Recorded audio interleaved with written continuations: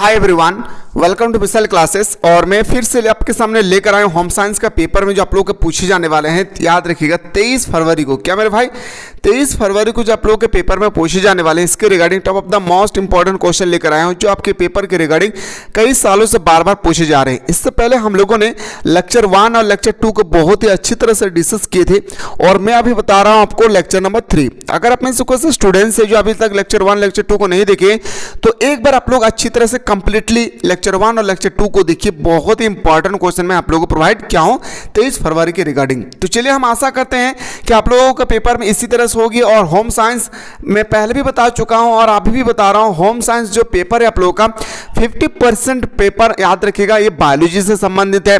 अगर अपने क्लास 10 में क्लास 9 में अगर थोड़ा बहुत ईमानदारी पूर्वक अगर पढ़ लिए हैं तो आपका 50% क्वेश्चन तो यही से ही सॉल्व हो जाएगी। जैसे धातु की संख्या कितनी है, सबसे पौष्टिक आहार कौन सी है, एक स्वस्थ मनुष्य के लिए शोषण की दर क्या है, एक स्वस्थ मनुष्य का जीवन काल क्या है, एक स्वस्थ मनुष्य का रक्तचाप कितनी होती है, यही सब क्वेश्चन क्या है।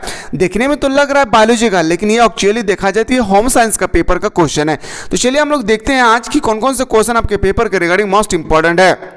सो स्टूडेंट, पहला जो क्वेश्चन है आपके सामने, और क्वेश्चन को ना सही ढंग से समझने की कोशिश कीजिए। जरूरी नहीं है कि ये क्वेश्चन आएगी, लेकिन हाँ क्वेश्चन को अगर रोटेट करे तो आपको घबराना नहीं है, ठीक है। जैसे पहला क्वेश्चन आपसे पूछा गया है कि निम्नलिखित में से कौन सा गर्भावस्था के परीक्षण है। मतलब कोई भी महिलाएं अगर याद रखिएगा कि प्रेगनेंसी अवस्था में है तो कैसे में पता चलेगा कि वो एक्चुअली है या नहीं, ठीक है। तो देखिए सबसे पहले उनके मूत्र को जांच करके हम लोग कर सकते हैं, ठीक है। उसके बाद रक्त की जांच करके हम लोग भी कर सकते हैं और वजन की जांच भी हम लोग अगर करेंगे, वजन में अगर ज़्यादा इंक्रीजिंग हुई है तो हम ये पता लगा सकते हैं पहले की तुलना में कि वो गर्भावस्था में है। मतलब बोल सकते हैं सर इस तरह से ऑप्शन नंबर हम लोग का डी इसका बिल्कुल सही उत्तर हो जाएगी। आते हैं सर क्वेश्चन नंबर हम लोग का 2 है, गाँव में समुचित स्वच्छता किसकी जिम्मेदारी है। गाँव में जो स्वच्छता जो हम लोग है ये किसकी जिम्मेदारी होती है, ये सभी व्यक्ति का जिम्मेदारी होती है। जैसे गांव के लोगों का होता है, ग्राम पंचायत का होता है, स्वास्थ्य कर्मी का होता है। मतलब बोल सकते हैं sir option number D is the right answer हो जाएगी। नमक में कौन सा खनिज मिलाया जाता है, आप सभी को अच्छी तरह से पता है जो नमक होती है इसमें आयोडीन पाया जाता है। इसमें कोई दो मत वाली बात तो नहीं है। ऐसा ही क्वेश्चन आएगी, घबराना नहीं है। होम साइंस बहुत ईजी पेपर है मेरे भाई, बहुत ईजी, ठीक है। एकदम आप बिना पढ़े भी इसका आंसर आप इजीली से कर सकते हो बहुत सारा क्वेश्चन का। नवजात शिशु यानी जो 24 घंटे में कितना देर सोता है, जो नवजात जो शिशु का मतलब होता है जो 0 महीना से लेकर 6 महीना के बीच में जो होती है वो 24 घंटे के अंदर अंदर में कितने घंटे सोते हैं। तो बताएंगे सर 16 से 18 घंटे सोते हैं। याद रखिएगा, लग रहा है नाइट ड्यूटी करके आए हैं, 16 से 18 घंटा सोते हैं, ठीक है।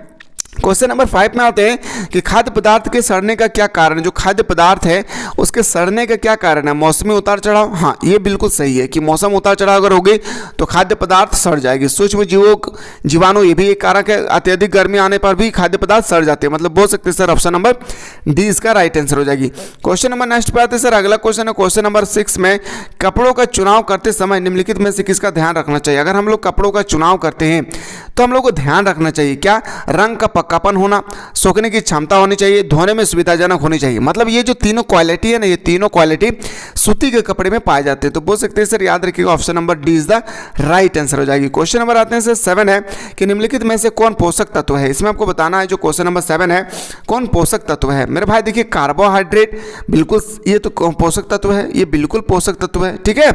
विटामिन भी है, प्रोटीन भी है। तो मतलब बोल सकते हैं सर ऑप्शन नंबर हम लोग का बिल्कुल सही उत्तर हो जाएगी, D is the correct answer हो जाएगा। आते सर अगला क्वेश्चन वसा का स्रोत है। इसमें आपको बताना है कि वसा किसमें पाया जाता है सबसे अधिक। देखिए वसा की संख्या अगर सबसे ज्यादा पूछा जाएगा ना वो हो जाएगी घी में। क्या हो जाएगी, फैट्स सबसे ज्यादा किसमें पाया जाता है, घी। यानी बोल सकते हैं sir option number A is the right answer हो जाएगी।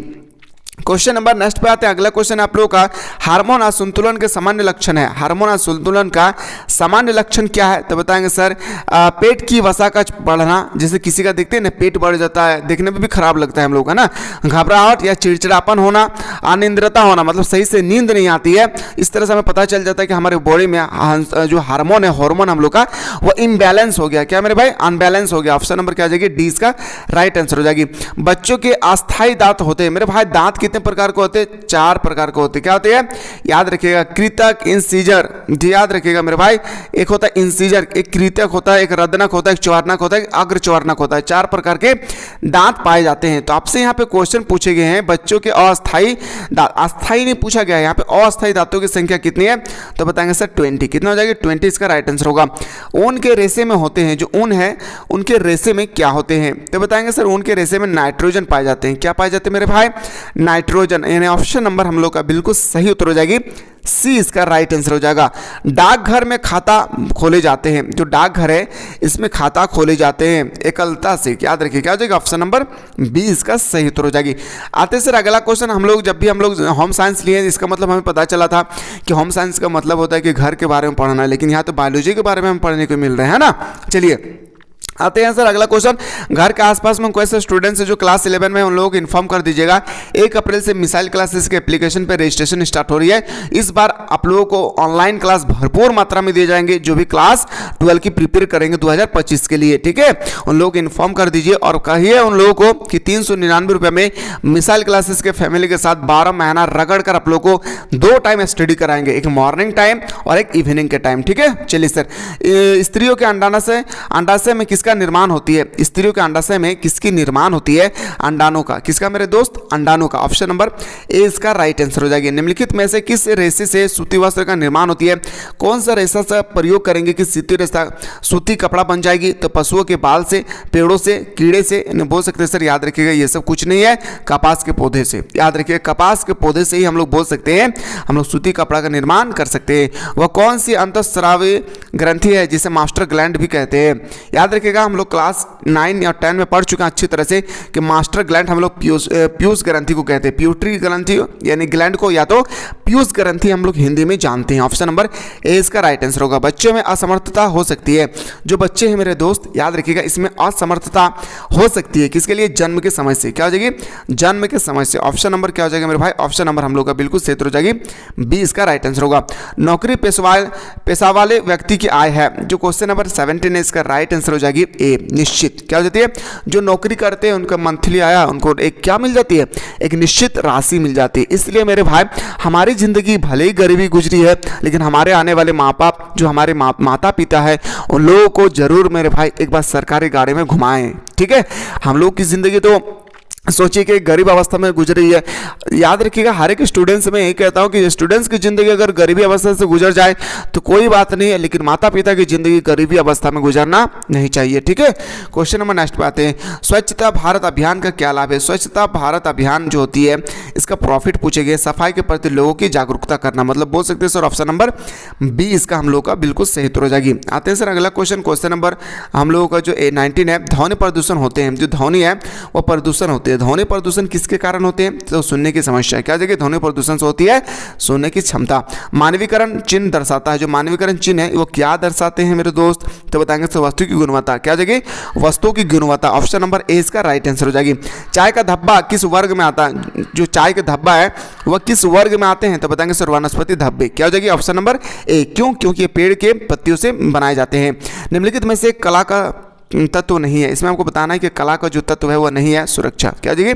सुरक्षा। क्वेश्चन नंबर आते हैं सर 23। मानव शरीर की सबसे बड़ी ग्रंथि कौन सी है? मानव शरीर की सबसे बड़ी ग्रंथि कौन सी है? यकृत। क्या हो जाएगी? यकृत इसका बिल्कुल सही उत्तर हो जाएगी। क्वेश्चन नंबर 24 में आते हैं। घर मानव जीवन को आदान प्रदान करती है, जो घर है वह मानव के जीवन को आदान प्रदान करती है। सुरक्षा, प्रतिष्ठा, दायित्व या इनमें से सभी? तो बताएंगे सर इनमें से सभी इसका बिल्कुल सही उत्तर हो जाएगी। निम्नलिखित में से कौन सा गैस वायुमंडल को प्रदूषित करती है? इसमें से आपको बताना है वह कौन सा गैस है जो वायुमंडल को प्रदूषित करती है? Carbon monoxide. और दुनिया का सबसे जहरीला गैस है मेरे भाई, याद रखिएगा कार्बन मोनोऑक्साइड। इसका संकेत है CO। अगर आपसे पूछा जाएगा मेरे भाई कि कितने प्रकार के प्रदूषण पाए जाते हैं, जल प्रदूषण, मृदा प्रदूषण, ध्वनि प्रदूषण और इसके बाद आपका वायु प्रदूषण, ठीक है। लेकिन अगर आपसे पूछा जाएगा कि अगर वायुमंडल को अगर सबसे खतरा पहुंचा रही है तो वो कौन सी गैस है? तो कार्बन मोनोऑक्साइड।